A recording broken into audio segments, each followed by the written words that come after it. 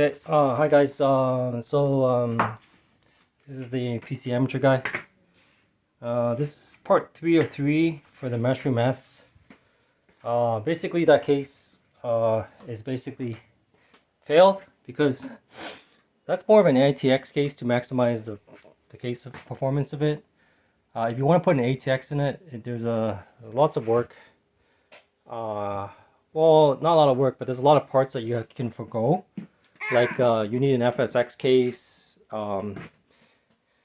and other things. So I decided to go with this case here for to transfer the PC refresh. Antec NX410, and yeah, it's actually it's a pretty good case. Excuse me, Mike. Can I get back? Sorry, yeah, I can get you.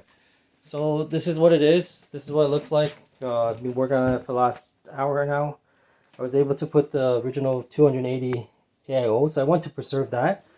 But more importantly, on the ATX motherboard, if you put it on a Meshroom S, you're going to lose out on the extra PCI slots. And this motherboard, you can actually do SLI if you wanted to. Here's the original RX 550 in part 1. And for the Wi-Fi, it was actually a Wi-Fi 5. I actually changed it to a Wi-Fi 6. And yeah, it's looking pretty good. I'm going to turn it on and I'm going to do a few quick tests. And I'll be back in a few minutes. Okay, so here's the case. Put it back, and it's actually pretty small. It's not that big.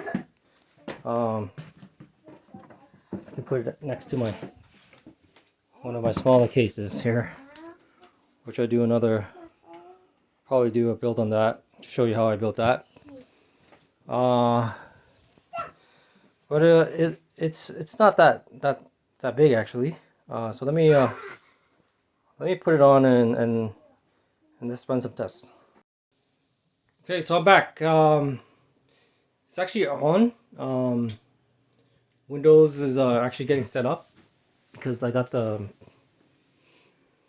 storage was reset before I received it, and it's actually it's beautiful. Look at this, it just came up green. So these are two 140 RGB, and there's a 120 on the back there, and it's actually pretty quiet. And the AIO error is coming up. I can feel it up here. And the motherboard actually says 29 degrees for the Core i9. That's amazing, and it actually has some RGB on this motherboard. So let me just get this set up here, and I'll be right back. Okay, so I just getting my Windows set up on the computer. It's a 7920 Core i9 LGA 2066.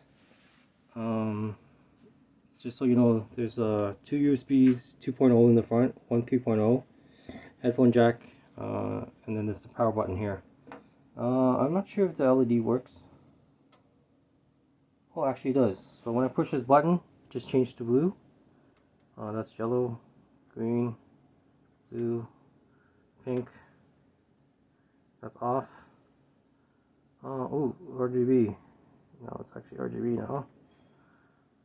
And then flashing.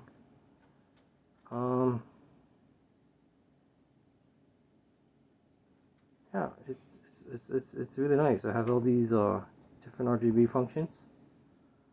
I'm just gonna leave it as green. I kind of like green. And this case also, you can do up to 335mm GPU, and it has 7 PCI slots in the back, so you can put it in a 4090 in this baby if you wanted to. It's only a 650 gold EVGA power supply, but you can obviously upgrade that to like 1000 watt if you want to. There's lots of room. So it's looking pretty good. So I'm logged into Windows now. I'm gonna download some few things and then I'm gonna run some tests. Be right back. Okay, so downloaded some apps to do some tests, and like I said in the beginning, upgraded the PCIe card there to Wi-Fi 6. So I'm just gonna run another speed test. I'm actually in the basement. My router's in the living room upstairs. And look at that. Wow. 400.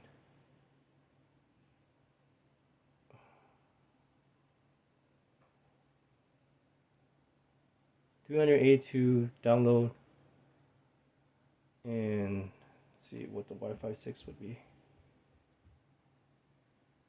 So you can see it's pretty decent. So that's one of the things you can do if you have a PCIe Wi-Fi card. You can just change the M.2 in there. Just buy a Wi-Fi 6, even Wi-Fi 7, and just put it in. And funny enough, Windows, when it loaded, it just actually picked up the drivers, and so there's no need to even download the drivers for Intel. So that's pretty cool, right? And then here, the NVMe, like I said, the NVMe is a Samsung. You can see the read speed. It's always the first number there that you need to look at. That's 2856 megabytes per second. That's a read speed. So that's an NVMe 3.0. So it's pretty good for a 5-year-old computer. And then write speed, it's actually calculating right now as we speak, 1884. So that's decent for read and write speeds. It's good for installing games because you don't have to wait too long. So you can get a right now Gen 4. I got up to like 7,000 megabyte read and write speed on my other computer. So something to be mindful of. This motherboard only does a 3.0, so the maximum speed I'm always going to get around that 3,000 megabytes or up to. And then I downloaded Cinebench as well, and it has 4 minutes left, but I did do a 3900X 14,272, which is pretty good. And it's actually in this little PC here. I put a 3900X in here, and some people said it couldn't be done, but it is done. This is probably like less than 10 liters. So it's like the size of a cereal box. Actually a small cereal box. Has a Noctura fan in here, L9. And 16 gigs of RAM. It also has a graphics card. It's an ARC A380, 6 gig of RAM, and the motherboard is a X570 ASRock. So the trick is that if you wanted to build something really small, you need to get a flex power supply, which you can buy. And so you're getting into like even smaller territory when it comes to the flex supplies, as opposed to ITX, because flex supply is actually literally, see how small that is. It's literally like from there to there, and that's your flex supply, power supply. Maybe I'll do another like build on that, show you how I built that, and I'll actually open it up and show you. But it's pretty cool. It's pretty small, and look, like I mean, you can put a Kleenex box next to it, and you can see, like that's a Kleenex box, and it's actually shorter than a Kleenex box, Scotty's, so it's fairly small. Just going back to my Cinebench, it's almost finishing. So this computer here actually went up to like 79 degrees while I was playing Gears of War 2. So it actually is really good. So put a comment in the bottom if you want to know what this case was that I used, and definitely I'll respond. But the focus today, I'm just going back to this, is the Antec, which I want to do a PC refresh. It's beautiful.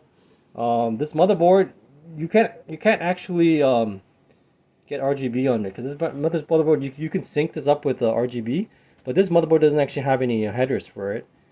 So so if you get a computer with the RGB built in this case, you can actually get RGB and bring life. You can put RGB into any PC and bring life to it.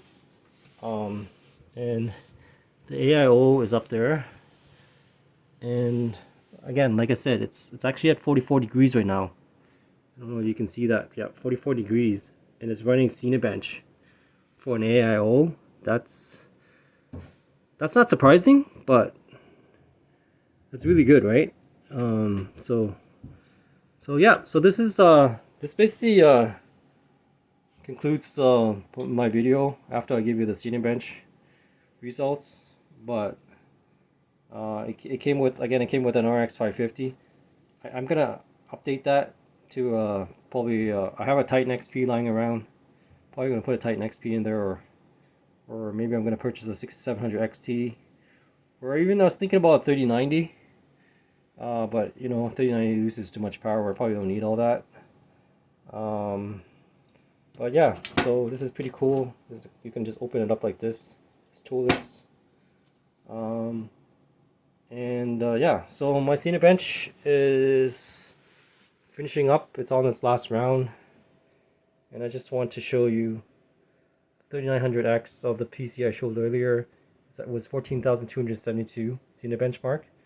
So that's pretty amazing for Ryzen on the size of that computer, right? That's freaking small. Honestly, the fan is a little bit loud. It's running around 2000 RPMs even on a Nocturia, and there's also an exhaust fan on top. But I'll do another quick video on that on another day. But you can see, or actually leave a comment if you want me to do a review on that, and if you still want to know the name of that PC there, that case there with the 3900X. That's just sick. So it's down to his last round, and it's finishing up now, and you can see it's actually again, it's a Core i9 7920X, 11,001. Wow. That's amazing. So yeah, that concludes my video. So, you know, if you like the video, please subscribe, and thumbs up or thumbs down. If you want to add some comments, I would appreciate it. Thanks for watching. And this concludes my part 3 of 3 for my Meshroom S and PC refresh. And again, it was a fail. I did not succeed. I wanted to keep the ATX motherboard functionality, and changing it to Meshroom S, it's just you lose all the PCI slots and kind of defeats the purpose of an ATX motherboard. And then I couldn't put a 280 AO. I didn't want to buy a new cooler. I wanted to keep most of the parts, and then I had to buy another FSX power supply. If I'm going to get all these new parts, it just defeats the purpose of a PC refresh when you try to keep most of the parts. So all I had to do was just get a new case. It's not that big, and I'm impressed. I got it for $92 on Amazon.ca. So if you want to check it out, it's the HX410, but I'll put the details in the bottom of my description. Thanks for watching. Have a good one.